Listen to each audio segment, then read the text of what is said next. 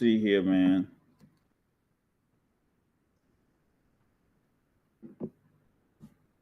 Let's see. Come on, y'all. Bear with me for just 1 second. Yo, if we still on, we still on. Hold on.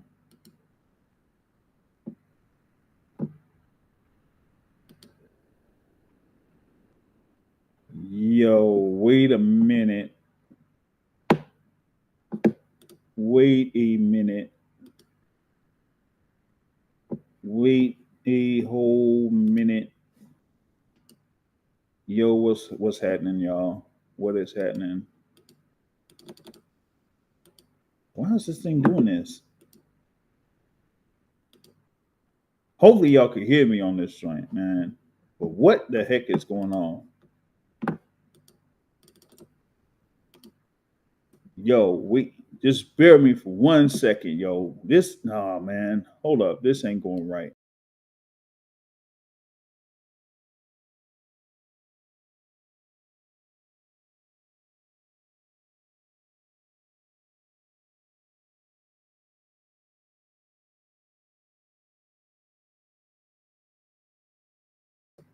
Yo, all right. Now we should have this thing going on, man. We back. We back, man. We back. We are back. Hold on a second, cause man, this guy, man. I'm telling you, he freaking just messed this up. So we got to do this thing all over again. All right. So yeah, we were talking about this whole thing with what's potentially going down on March 1st, right? Um freaking A, man. This guy. Oh man, I'm permanently banning Matt for being a freaking oh man, for being a moderator on this thing. Oh my god, this guy. Uh you know what? He needs to go ahead and get his like phone fixed or something. He's been having issues with the earphones or whatever it is. Hey, if y'all be listening on the you know what I mean with what's going down, you know what I'm saying, and get this thing now. Wait a minute, hold on a second. This don't make any sense here, but yeah, I'm gonna just put that off to the side. Y'all should be able to hear me. I'm going to. Can you hear me? Yeah. So yeah, got this whole thing. What's happening there? All right, cool. So Box Academic is back with us. Yeah. I'm banning him from being a moderator from now on. You banning me or Matt? Matt. I'm about to say my controls don't look the same. Yeah, he probably So you did. banned us all. Matt just messed it up for everybody. It messed it up for everybody, man. We was about to be cooking. We was cooking, and because of his like his issues there, man, he'd have pretty much like shut down that whole show. So we had to do a part two of this thing here, man. Oh my god, yo, this is insane, man. This is insane. Uh, yeah. So like I said, March 1st is going down. I did chop it up or get it in update here with Coach Ronnie Shields. So we're gonna see if Jamal Charlo will be locked down for that March 1st date. Like I said, we got Tank Davis there versus Lamar Rose Jr. headlining the March 1st at Barclays Center. I mean, we're back at the Barclays. You know what? I was hoping our brother Terrell would be able to join in on this thing here too, because that particular fight is dated at around a certain time, man. So that's kind of requires us some things here. Hold up, I just got a notification for something else here. let's see here, man. I might have to, send a message as far as like that is concerned. Uh, so this is yeah. I'm just waiting for Matt to join back in, so that he can talk about this whole thing with the card. Once again, shout out to my brother Bronze Man getting on here for the part 2 here, man. But yeah, that yeah, we was just cooking on this joint here, man. Hold on, let me see if I could go ahead and share this link here, man, because it's new show, new link, and all that type of stuff. So I gotta like redo this whole thing, man. I mean, now I'm gonna have to go ahead and redo the whole podcast thing too, man. So this is gonna be very interesting to see how I'm gonna be able to work this. I can't even probably put this in podcast form there, man, because I didn't really have a proper ending to it. You feel me? So it's you just can't use the last 2 hours of stream. Yeah, I probably could do that. I probably could do that. You know what I'm saying? Yeah, so that's the thing about it. So yeah, y'all be able to go ahead and see what's going down there with the March 1st card. Like I said, you got Tank versus Lamar Roach. You could potentially have Gary Antoine Russell versus Jose Ryan Valenzuela, but that that's kind of like being iffy there. But yeah, as far as like the thing there with Jamal Charlo, that might be they're solidified, but we have to know for sure. But yeah, that's the thing too. Hopefully I'm able to see if I can get someone to join in, or at least to listen in here, because it looks like some folks still want an explanation on what was going down between Jerome Boots Ennis and Vergil Ortiz. Well, I might have to go back on the thing there for what Eddie Hearn said. So I might do a replay of what was said there by Eddie Hearn. I'm gonna see here if I could like go ahead and check it, because I have to see about timestamp. All right, so yeah, I'm gonna go ahead and try to re-queue that up here, because like I said earlier, you had an ordeal between what was going down with Riyadh Season, because Riyadh Season, of course, has been working with Matchroom Boxing, has been working with Top Rank, has been working with Golden Boy Promotions, trying to put together fights. And like, for example, what happened, on August 3rd with, Terrence Crawford, their headlining their that particular bout, right? And with that being said, they're trying to get fights and put fights together and all that type of stuff. And there was this whole little buzz about a quote unquote super card on February 22nd, or scheduled for February 22nd. Okay. And one of those fights that was raised up that could potentially happen would be Boots Ennis versus Vergil Ortiz. Now, the thing about it is that, well, you're talking about Boots Ennis that just had a fight November 9th in Philadelphia. Vergil Ortiz hasn't had a fight since August 10th, right? So, at least for me, what I was saying is this, right? Vergil Ortiz most probably did know about what was going to happen in February for some time. As far as like Boots and his party, probably didn't know much about if there was going to be something going on in February until they kind of like had that buzz coming up. But here's the thing. Boots was already preparing for a fight against Karen Chikazian. So for people to kind of like say, hey, oh, we're going to have Boots Ennis go from a fight. Shout out my guy. Yeah, man. Shit, man. I don't even know. Cap Quest. I don't know where Greg is at, man. Actually, just being honest, I'm not. I mean, he would usually have like a live going on right now. He probably would have a live going on or something like that. But I don't know, man. Maybe I should hit him up with the link or something. You know what I'm saying? Maybe I should, hit him up with the link. I don't even know if I, got his information, but I should go ahead and hit him with the link. Now I have to, I have to hit him with the message on this one.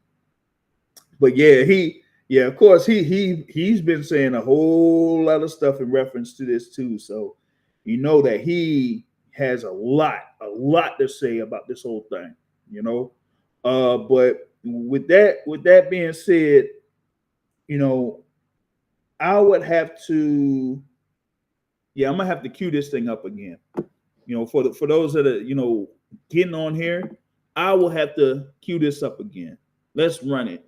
You got Matchroom Boxing's Eddie Hearn there with Andy Pureewall, the Boxing News, and this is like one of the last questions that was brought up to Eddie Hearn, and it was about Vergil Ortiz and Boots Ennis. Let's see if we can run it.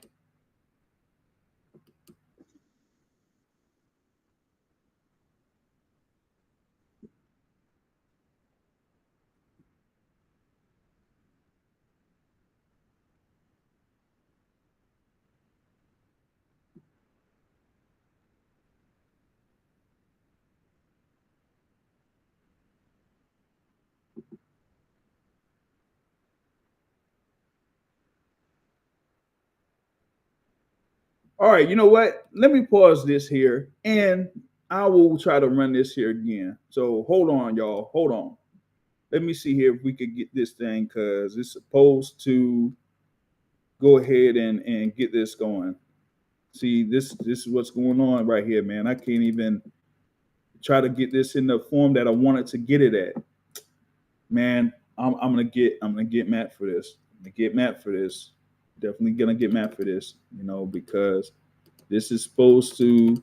I can't even get this thing properly going the way I want it to. So, Boxing Academic, were you able to hear the audio from that? Yeah, the audio was running. All right, gotcha. All right, so I'm gonna just go ahead and go with the audio on this. So I'm gonna replay the audio there of Andy Pureewall and the thing there with Eddie Hearn. So I'm gonna see here. This thing got it on audio. I'm trying to see here. So it looks like it is kind of playing there. So I'm gonna just go ahead and run it. See, it's just really, really delayed here what's going down. So I'm gonna go ahead and play this again. They're Andy Pureewall with Eddie Hearn of Matchroom Boxing, and they're talking about that particular topic with Vergil Ortiz Jr. and Jerron Boots Ennis. Yeah, I mean, that was already in discussions as well as Ennis and Ortiz. So, listen, even that fight's not necessarily completely dead, but obviously Jerron's got to make a fast decision about what weight he's going to give and if he'll vacate the belt, and I'm not sure he's going to do that. So, we'll have to see what happens, but Callum Smith against Boatsy is a fight that we'd love. To ask Eddie on the Ortiz any situation. There's been a lot of confusion around it. I've seen the reports that apparently at the last minute there's a change in when he needs to be at 147 instead of 154. Can you clarify? There was never a last minute change for it to be at 147. We received an offer about 3 days ago for the fight at 147. Not from us, not us trying to get the fight at 147. That is how it was written in the offer to us. We took it back to Jerron. Obviously, that's fine with us. We went back to them and say, yes, we'll accept, but are you sure this is at 47? They went away. They came back and they said, no, we've spoke to Golden Boy. Sorry, it would be at 154. You've got to vacate your title. Okay, well, this is a big decision. We're going to have to go back. This was about 24, 48 hours ago. On Thanksgiving, we were asked to make a decision, and the answer was, I just don't know. I'm not ready to make a decision if I'm going to vacate my belt. And that's it. And that's all it is. So if we've got time to make a decision, maybe he does it. But if it's to make a decision tonight or tomorrow, I'm not sure he will. If he moves to 54, he'll 100% fight Vergil Ortiz. If he doesn't, he'll unify at 147. And that's over to him. Last one already. Boots has actually tweeted that he didn't know anything about in terms of negotiations going on. There's been no negotiations. All we did was receive an offer about 3 days ago. So all this stuff from, we've been in negotiation, we haven't. We received an offer to do the fight at 47. We accepted. We went back. We checked. We were then told it was 54. And we said, okay, well, we've got to talk as a team. to decide if we're going to go to 54. But what you're not going to see is him go to 54 and not fight Vergil Ortiz. I promise you that. Good night of a railway last night. So there you go. All right. So there's that. Right. So just to recap, there was an offer made out there for Boots Ennis to fight Vergil Ortiz. Says it was at 147. They agreed to that particular detail.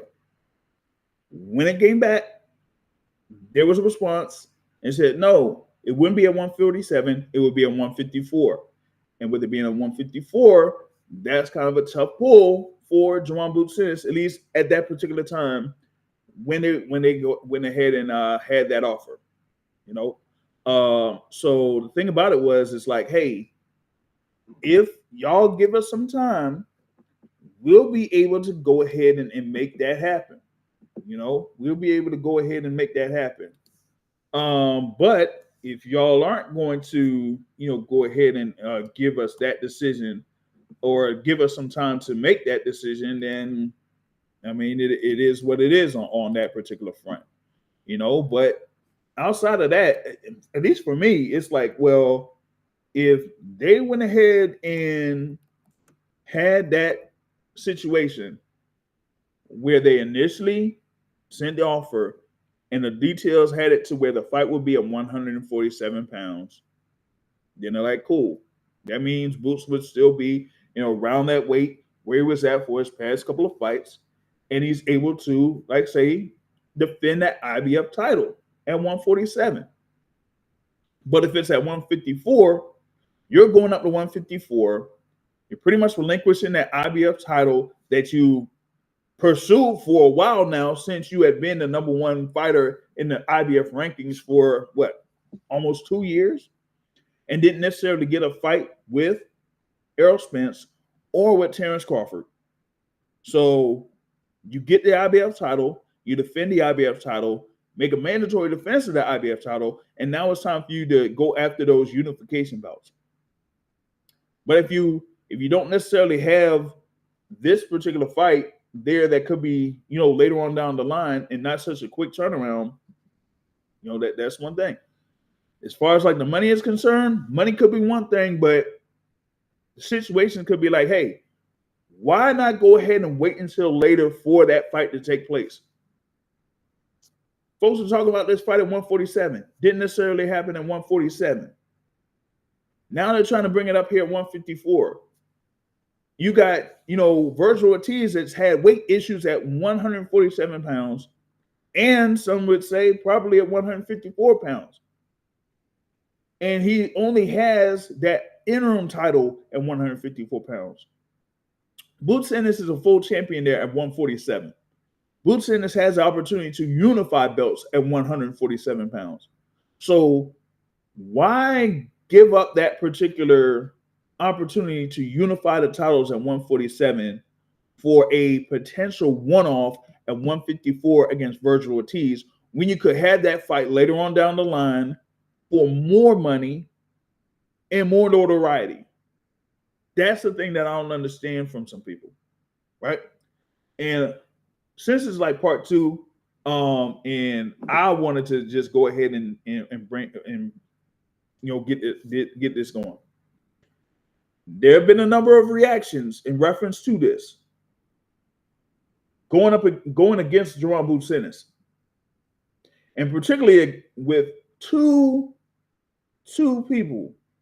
notable people within boxing. Yes, I'm going to go ahead and say it. Dan Rayfield, Tim Bradley, y'all are way off. Especially Tim Bradley. You should know better. But, of course, with who I've been speaking to, they say they're not surprised that you act this way. We talk about, oh, there's a ESPN Tim and there's a Pro Box TV Tim. But something has been consistent when it comes to Tim Bradley, and it's him going after specific fighters that he has no business going after. Saying something about Boots Ennis, way out of line. I'm just saying that right now. That's way out of line. especially when you don't know what in the world is going on completely. And at least for me, people know who I could get in contact with that have direct contacts with Jerron Boots Ennis. So if I get that information, and that's about as direct as I could get without talking with Jerron Ennis himself, and y'all come up with something that's completely different and completely inaccurate and stand on that, then I have a problem. So with Tim, after my conversations with, Nate Campbell, and we know what Nate Campbell feels about you. Now, from what you've been saying, you ain't looking all too good. You're not looking good on this front. You're not. And I'll put it this way. A lot of people view Tim Bradley in a certain way, and I'm not surprised at it by one bit. And if he has any thoughts on it, let him go ahead and do it. If he finds out what I've been saying, cool. I don't care. But you can't be talking about this or what's going on with Boots Ennis or what's going on with another particular fighter that is well known and very popular, and not have the same energy for other fighters, particularly fighters that you have covered over the course of your broadcasting career, then I have an issue with that. And the same goes with Dan Rayfield. Because my thing is, with Dan Rayfield, I feel like there's a few people that get in his ear in reference to certain things. And he's not there in the trenches. He's not. At least I feel like he's not. So if he gets some information and tries to have that pushed out and not get anything or any contact from another side, then I have an issue with that. At least in this particular topic, I know that I could reach out to somebody that could get in touch with Jerron Boots Ennis, and I could get in contact with somebody that could be out there with Vergil Ortiz. I know that. Shout out to Christine. Thankful for you to join in here. On part 2. Yeah, you missed the first part. We was cooking on the first part, and then you had MVO. I don't know what's going on with MVO. He pretty much sabotaged the last live joint that was going on. But we had to just start this over here a little bit, So yeah. Like I said, of course, Christine's there, part of Women Crushing Wednesdays, every Wednesday on YouTube. If y'all don't know about it, you should know about it. Go ahead and check it out. All right. So yeah, you got Christine there, that definitely been doing the thing here in the boxing game for a while too. So y'all don't know, y'all should know. All right.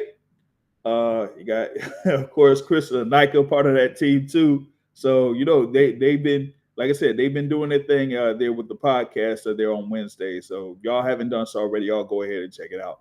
But yeah, the thing here with Boots Ennis, like I said, and I said this like here for some time.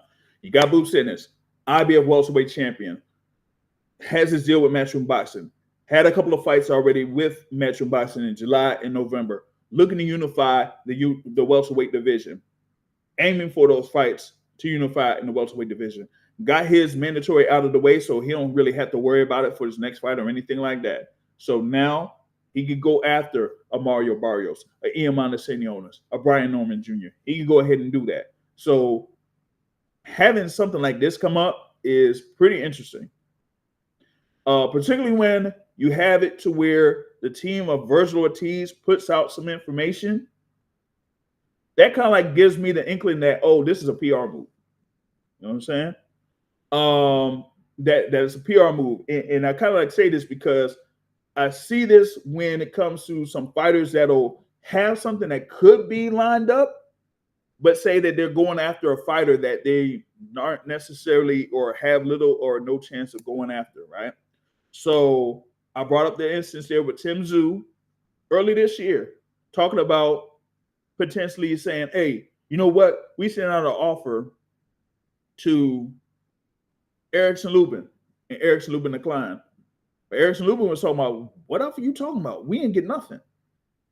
And what we see, what happened with that, Tim Tszyu ended up having an initial fight with Keith Thurman. Keith Thurman got injured. So you had Tim Tszyu fighting Sebastian Fundora. So that's what, so that type of stuff happens within boxing a lot. It happens in boxing a lot. And the other thing with that is that sometimes some teams reach out to certain people to get that information out there to try to, say, hey, put this out there so we could get this some type of buzz so that when we actually have a fight that's being made, that we'll say, hey, you know what? Our guy and our fighter try to get this going and, whatever it is and all that. You think it's the Ortiz team backpedaling? Listen, Eddie Hearn said what he said. The thing is, through Boots, they were really considering having this particular fight. They were really thinking about if they would go ahead and have this fight, whether it's at 147 or 154. So as of right now, I have to, contact my link and see what the update is on it.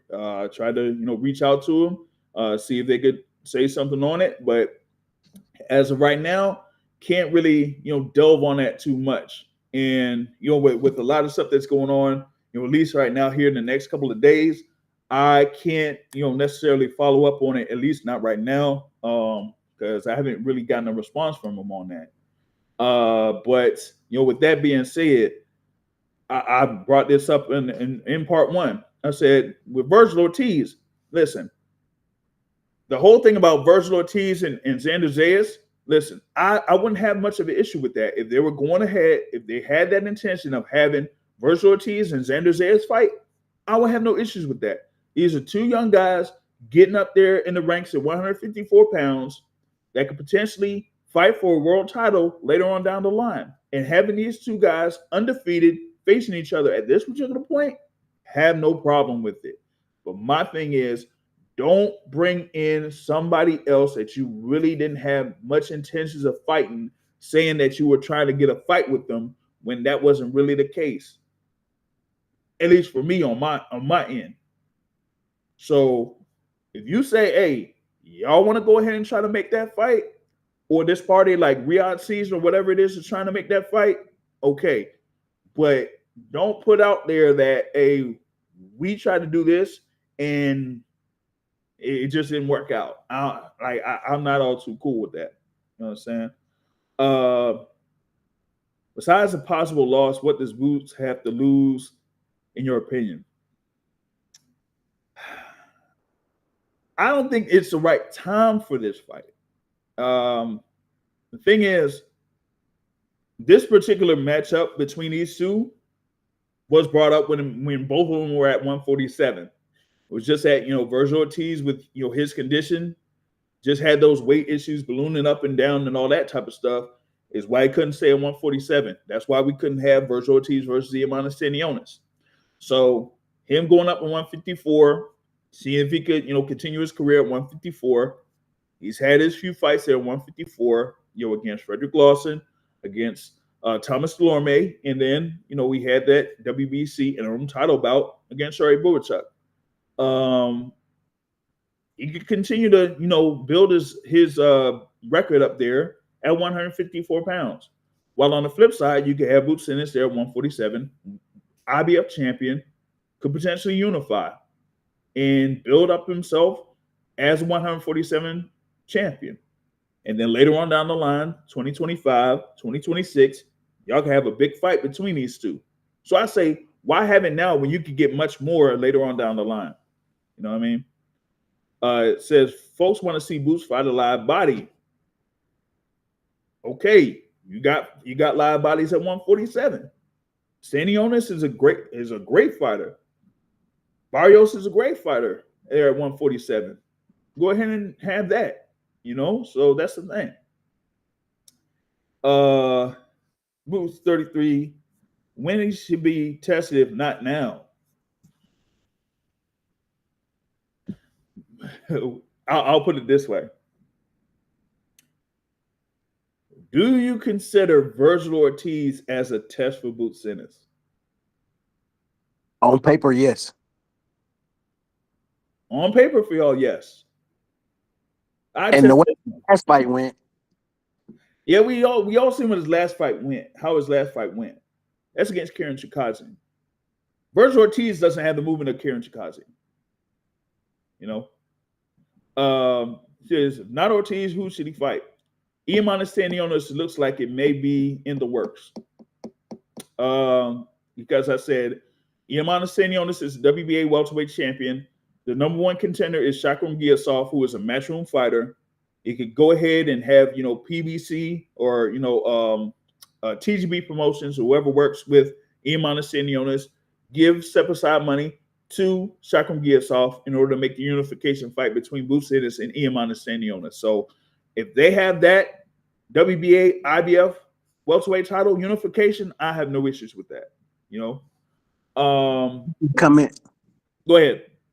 So on the do you consider Ortiz a test? At this point, you have to consider him a test. Until Boots, so Boots has shown his history of being susceptible to certain shots. And so we don't necessarily know that he won't be susceptible to the shots that Ortiz throws at him. We don't know, with him being susceptible to those shots, will he be compromised in a similar way that what's my guy who got knocked out about a month or two ago? Tim Tszyu. I'm not saying that's gonna happen to him, but what I am saying, both of those guys have problems with getting hit with shots, clean shots. And Ortiz does have power, which could potentially hurt Boots. And so that's a test that people really want to see. Obviously, Boots should win the fight on paper. Boots should lead the fight. Boots should, you know, control the action. He should lead the action, and he should be able to finish the action. And he should be able to do the matrix, get out the way, and still be able to throw shots and hit him. But until he fight a guy like this who's live, yeah, this is a match. Okay. Now with Ortiz being at 154, do you feel like there is a test of sorts for Boots Ennis at 147? Stanionis. Okay. So my thing is, if you have Stanionis there at 147 with the world title, and you know that you could still have the fight with Vergil Ortiz in the future, why not go ahead and go after Stanionis now and then wait on Vergil Ortiz later on down the line? I mean, he stands to gain more from fighting Stanionis. That is probably the better business move. I mean, I get it. People want to see him fight Ortiz. I want to see him fight Ortiz, but I mean, I can't knock the hustle in terms of him making a better business move. I mean, that's the thing about it is, you know, what would be the best route there for Boots Ennis there for his career. And I mentioned in the last one, with him having the agreement with Matchroom, whether it's like 3-fight deal or a 1-year deal, he's already got 2 fights already down, you know. So his next one, you know, what would be his next fight? Or does he have like something where it's a time deal where he could fit something in for, like, say, for example, if he had a fight for March and then maybe another fight in June or July, that could be like 4 fights within that initial deal with Matchroom Boxing. So that's another thing to consider. It says, Christine says, do we want money fights? Do we want exciting fights? People criticize Shakur Stevenson for boring ass fights. Is Boots following that path? Oh, okay. Great question.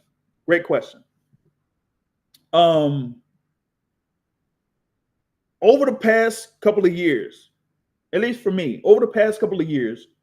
we have had great matchups. We've had undisputed title fights, multiple undisputed title fights. You know, we've had unifications, we've had good matchups. But when it comes to like those fights actually happening, are the fans showing up? Are the people buying the pay-per-views or whatever it is to have it to the point where they could continue to have these particular fights, I'm not all too sure. I think that is partly why a lot of these promoters are really, really happy that Turkey Al Sheikh is investing in boxing right now, so they don't have to foot the bill and they don't have to lose the money, because they're the ones that have to put down for, booking a venue. They're the ones that have to put in the advertising costs. They're the ones that have to, push to the networks that, hey, this particular fight as a main event is good enough to have on either, main TV or pay-per-view. And if those, those network companies accept it for pay-per-view, they're expecting to try to make money off of that, So that's the thing, Speak to that question also. Go ahead. As fans want the exciting fights. As the person who has a controlling stake in the fighter, they got to look after the bottom line. They got to look after protecting their fighter. They got to look after, the fiscal decision of the fighter. But yeah, us as fans, we want it. And then you have some fighters who are special who do worry about the legacy. But when do we get that fighter? I mean, how often do we get that fighter as opposed to them more so worrying about the bottom line? Okay. From a promoter's perspective, they worry about the bottom line because they have to worry about the costs. They have to worry about paying the fighters. They have to worry about paying the fighters what they request. So all in all, they're looking at the bottom line. But we've had like conversations with network guys, network executives, and they say, well, we'll put these fights up for you. It's up to the fan to actually invest in it. And if they don't say, hey, we wanted this fight so bad that we're going to put in our money towards it and buy the pay-per-view and support it, then after that, a lot of these execs and the promoters are like hands off from it. That fight between Errol Spence and Terrence Crawford was basically the test. Most anticipated fight in boxing in years. And as far as like the end result, as far as like the numbers, didn't really match up. Just being honest, didn't really match up. So outside of that, what other fights, that you could say that you could put together where they say, hey, you know what? We put out this fight. We know it's going to be a success. You feel me? Child Christine says, he had great matchups with dogs. Are we separating the dogs from the businessmen? You can.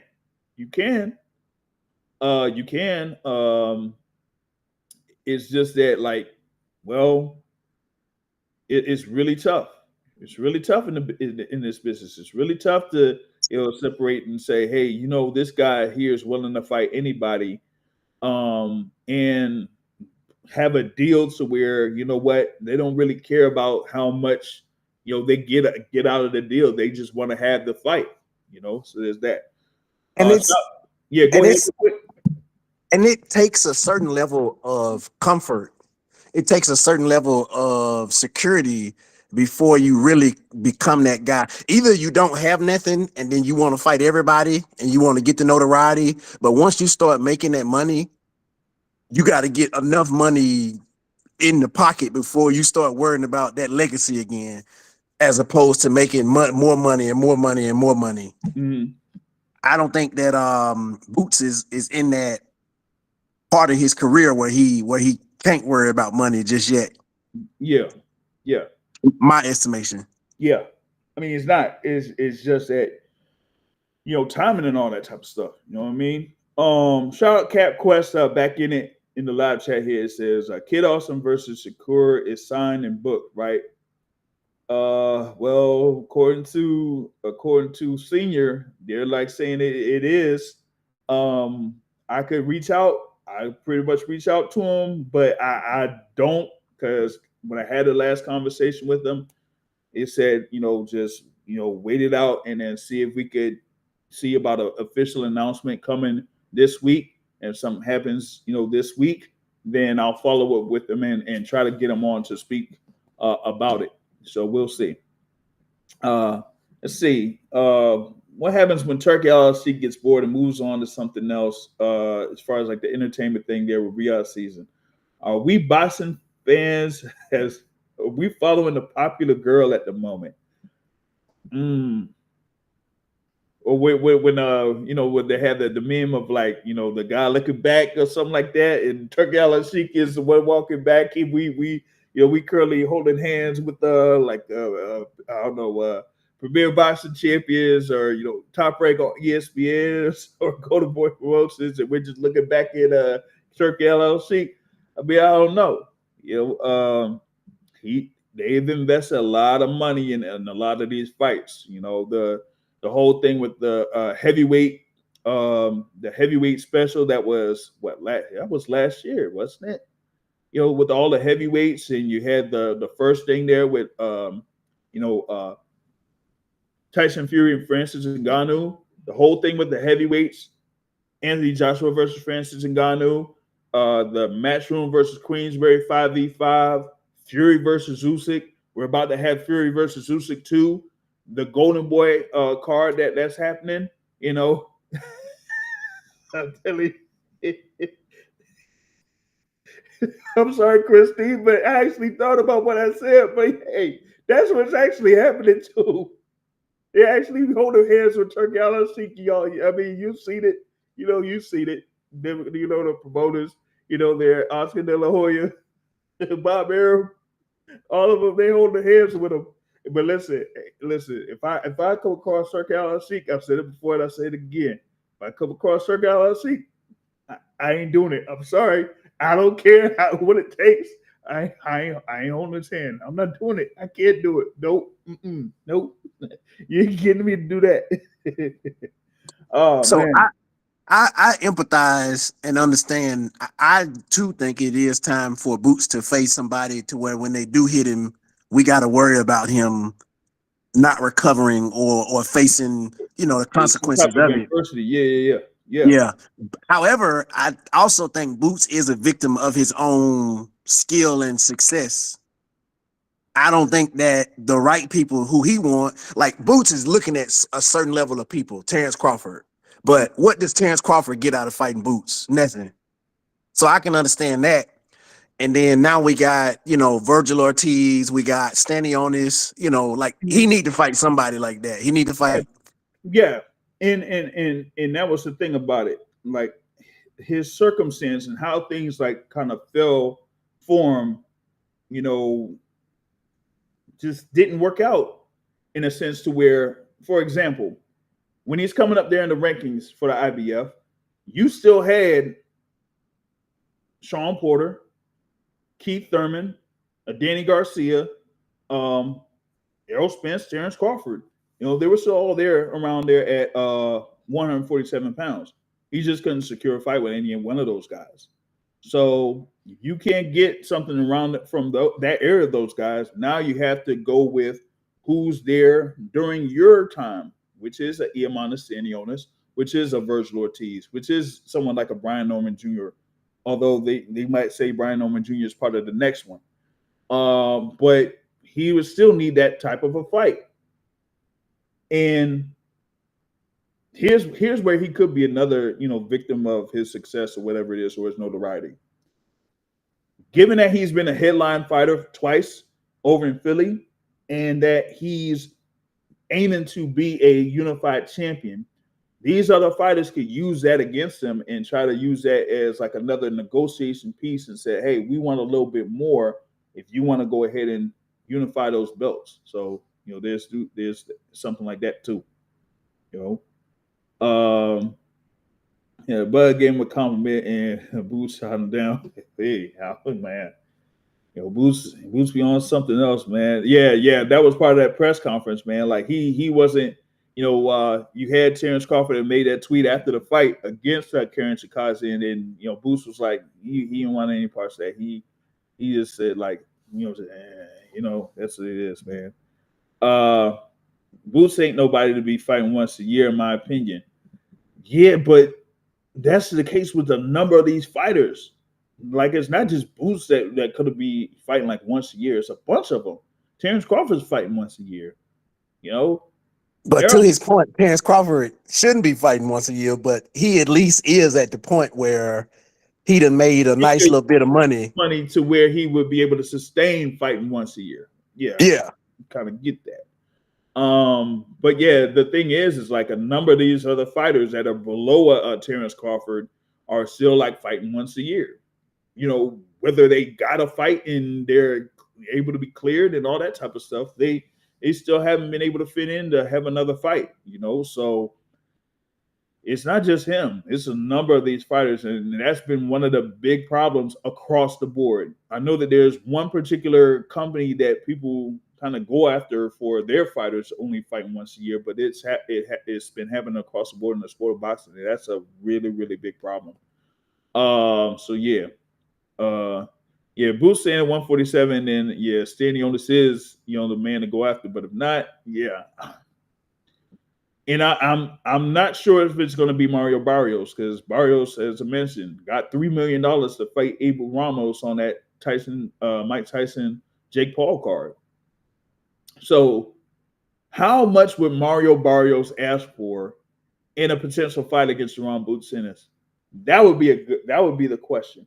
How much would Mario Barrios ask for in a unification bout against Ron Boots Ennis if he got in excess of $3 million for his fight against Abel Ramos? But is the Jake Paul fight numbers realistic numbers? Can you really use those numbers though?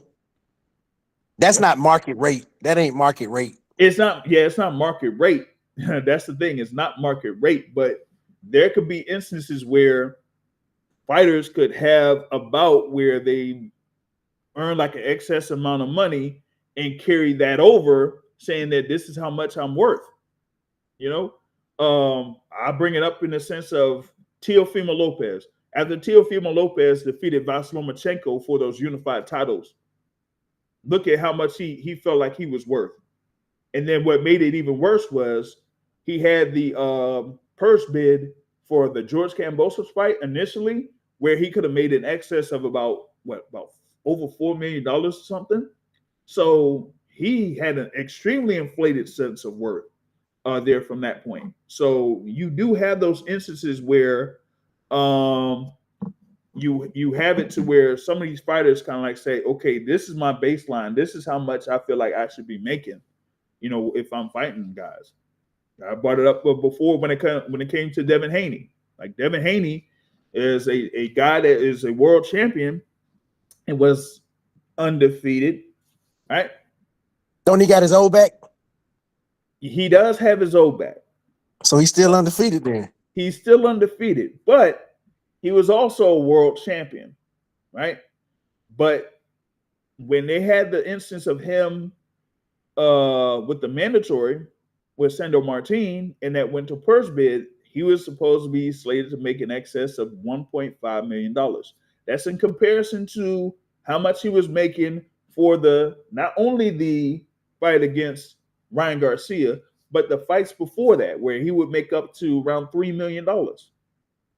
Like against the Regis Prograis, so $3 million. So you go from a $3 million to making an excess of over $10 million for fighting Ryan Garcia. And now with this thing with the purse bid, it's only that your market is around $1.5 million. And he's like, no, I'm not necessarily cool with all that. So, that's the thing.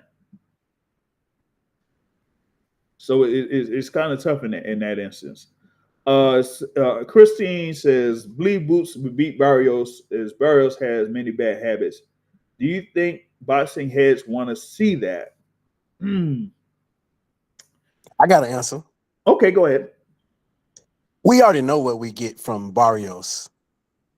Barrios will come to fight. You got to respect Barrios is hard. But when Barrios step past a certain threshold, we also know what we get from Barrios. Like, yeah, you can't put nobody in this absolute box, but once past a certain threshold, we know what we get from Barrios. At the same time, since Boot is susceptible to getting hit, that would make it an interesting fight because Barrios will swing at Boots, and Boots will get hit from Barrios. But I don't think Barrios.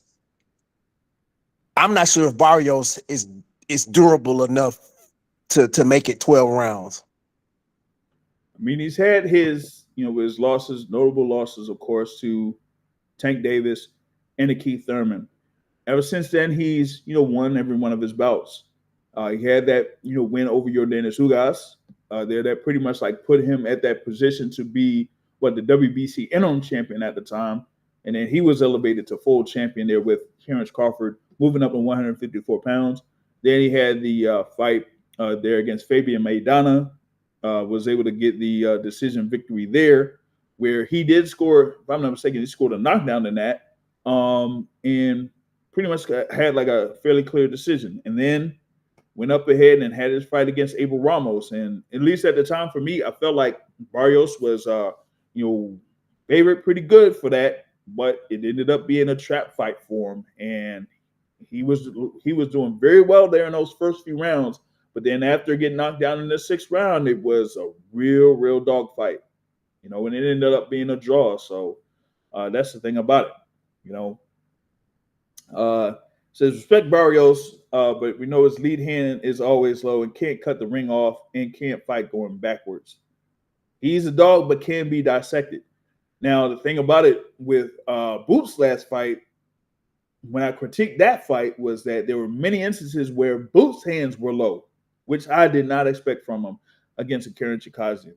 So that's where you kind of like seeing him get hit with clean with right hands and that type of stuff. So, yeah, but at least for me, the thing with Barrios is he doesn't have the movement, not just like the head movement as you mentioned there, but he doesn't have the foot movement. I think with Boots, his issue is dealing with the mover because he hasn't quite been able to counter fighters that move side to side on him. You know what I mean? So it's like for example, you had the Beterbiev Bivol fight, and at one point Bivol was like moving around the ring a lot, and I seen like Beterbiev, he was following Bivol around, but he didn't like throw a punch to try to like prevent Bivol from getting away from the close quarters at that particular point. But still, Beterbiev ended up winning that. But on paper, is Barrios not better on paper than, let's say, Stanionis? Barrios versus Stanionis. Who would I favor? No, excuse me. For Boots to fight, is Barrios a better notch versus Stanionis being a better notch? Which one is a better victory for him? Good question. I feel like Stanionis is, only because I would say if it was Stanionis versus Barrios, I would pick Stanionis. That's the thing about it. I would pick Stanionis. So I think that Stanionis overall is better, just leaning towards him being better than Barrios at this particular point. That would be a good fight too, Barrios versus Stanionis. But hey, if they're working on potentially getting a Stanionis versus Boots Ennis unification fight, like I said, I have no issues with that. So that's the thing about it. He says Boots' feet is good, but defense lacking. Yeah, I mean, the thing is, he uses his offensive defense. As far as like hand placement and that type of stuff, I really haven't seen. I haven't seen that be consistent with Boots Ennis. It's more about him, using his reflexes and agility and trying to, roll off the punches and that type of stuff. But as far as like hand defense, I don't feel like it's quite there yet. I don't feel like it's there yet. I have to agree with her comment that you about to read here. What, the offense is defense? No, the title, the latest comment. Yeah, as far as like award, but Barrios, as far as like the titles, as far as like the name, that's the thing about it. Barrios, I feel like Barrios has the name for it. It's just his Stanionis, I feel like it's a better fight. Yeah, we would get a better treat if he fought Stanionis.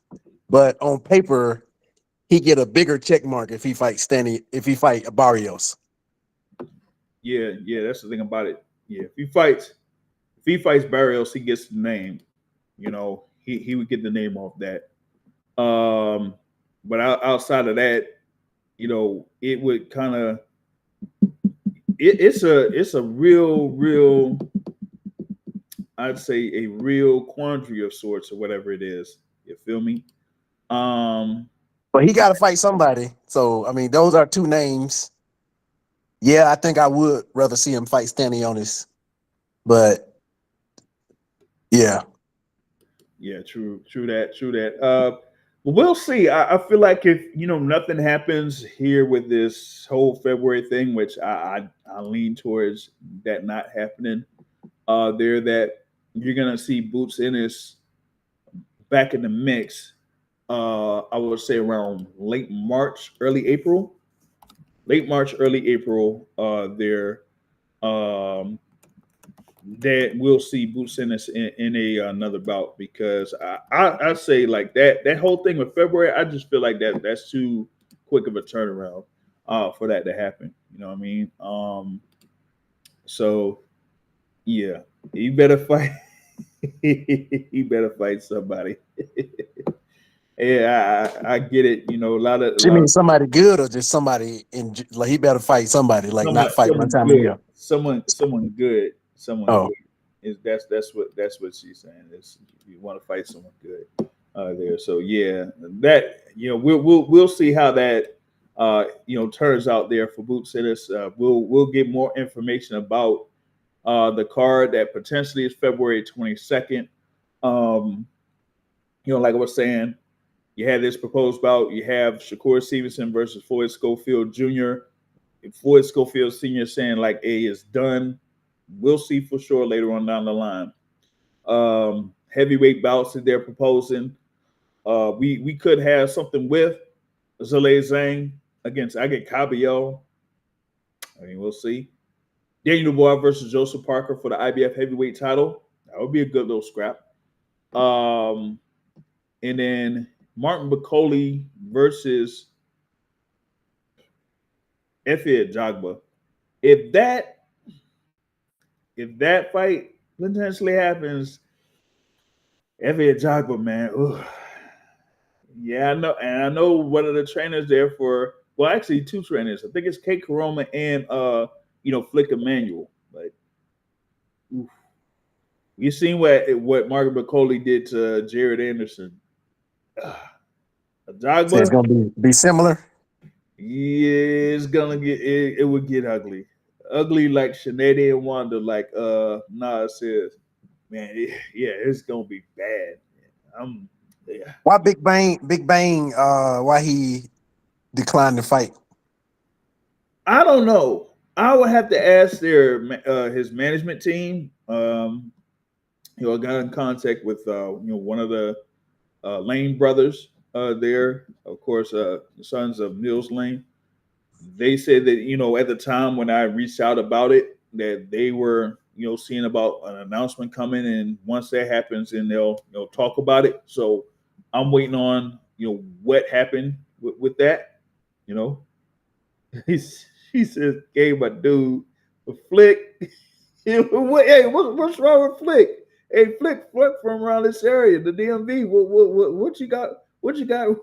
You got an issue with Flick for? Like, what's going on, Christine? Come on, come on. Oh goodness. Oh boy. But yeah, the whole thing with who was mentioned there earlier with first with the thing with Efe Ajagba and Martin Bakole. Yeah, if that fight happens or goes down, oof, yeah, that's gonna be tough. It's gonna be tough there for Efe Ajagba. Just saying.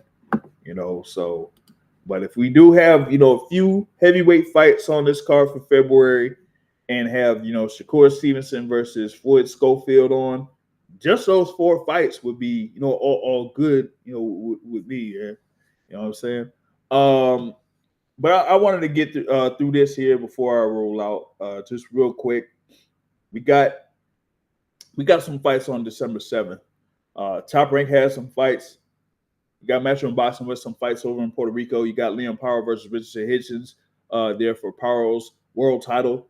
You got, Jalil Hackett that's going to be part of that card there on Puerto Rico. He's going to be, on his way over to Puerto Rico here in a couple of days, if not tomorrow. If y'all haven't done so already, we got the, interview there with Jalil Hackett from the previous week, so you'll be able to catch that. And with Top Rank Boxing, they got at the Footprint Center in Phoenix, Arizona, the rematch between Rafael Espinosa and Robeisy Ramirez for the WBO featherweight title. Last year was Fight of the Year, basically an upset of the year, with Rafael Espinosa coming back from a knockdown to get back in the fight and ended up defeating Robeisy Ramirez by decision to win that WBO featherweight title. So they'll have that fight there once again. And you're going to have Emmanuel Navarrete versus Oscar Valdez in a rematch for Navarrete's super featherweight title. Navarrete, beat up Valdez in the first fight, then went up to, the the lightweight division, tried to win the WBO belt, lightweight division against Denis Berancek, ended up losing that belt. So he goes back down to 130 pounds to fight Oscar Valdez here once again. For Valdez, I wouldn't necessarily say it's make a break for him, but it's gonna be a good little task for him to see if he'll be able to get the win here against Navarrete. Navarrete, with his activity, with his punch output, is just something that Valdez can't necessarily deal with because he doesn't move around good enough for it. And for him, he would have to do like a catch and counter and really make that counter count against Emmanuel Navarrete to, kind of like get back into it or get the advantage on Navarrete here in this rematch. So that's going to be a real interesting bout. And speaking of Frederick Lawson, I brought up Frederick Lawson earlier on a previous portion of the podcast. Yes, that Frederick Lawson that lost to Vergil Ortiz in one round. He will be facing Giovanni Santillan on that Top Rank card in the welterweight division. Yeah, so you do have that. Richard Torres Jr. is going to be on this card here, going up against Isaac Gutierrez. And what else we have? Lindolfo Delgado against Jackson Marinez. Is this the same Jackson Marinez that fought Rolly? I think so. And he fought Frank Martin too. So yeah, so that guy. All right, so you have a good amount of action that's coming up on Saturday. We'll see if we could go ahead and have a preview of most of these fights on the midweek report scheduled for Wednesday. That is before Women Crushing It Wednesdays. Of course, there with Christine, Crystal there, and Nika. All right, so we're going to see if we can do that, but it's going to be a busy next couple of days here on the Boxing Source. Like I said, we have scheduled Otto Wallin late in the afternoon, around 3:45 p.m. Eastern Time, live on YouTube. And then around 8 p.m. Eastern Time, we're going to have trainer and former fighter there, Iceman John Scully, scheduled to be on here through YouTube there. So y'all look forward to those things. For those that, could prepare for those lives, if y'all got any questions for them, you could shoot them over to the Boxing Source through, Instagram or Twitter or Facebook or whatever it is. And then we'll see if we'll be able to ask those questions to, like I said, with Otto Wallin and with Iceman John Scully on Monday. And then Tuesday, hopefully we'll be out there for the press conference for Tech Davis and Lamont Rhodes Jr. Over in New York City, there in Brooklyn or whatever it is. So, like I said, we're going to have a busy week here playing for the Boxing Source. But big thanks for everyone that's listened in live to both portions of this particular podcast. A shout out to the Boxing Academic for being part of this discussion, and Matt for sabotaging the first part of this podcast. Man, come on. Yeah, we got to fix this thing up. All right, I'll hit him up and then see what we can do as far as what's going on with his phone or sound or earphones or whatever it is. We gonna fix that. And you tell Matt he better acknowledge me next time before he sabotages the podcast. Yeah. Definitely go remind him of that. All right. So that being said, that is it for this December 1st, 2024 edition of the Boxing Source podcast. I am J.R. Bell of the Boxing Source, and I'm out. Peace.